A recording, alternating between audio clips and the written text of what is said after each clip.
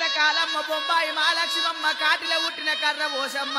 కౌరమొచ్చుట వాళ్ళ వట్టి కళ్ళ వీధి పోరాలు తీసి నెత్తురు డొప్పల నోట వట్టి పాలవాయి గుడము పిల్ల పాపల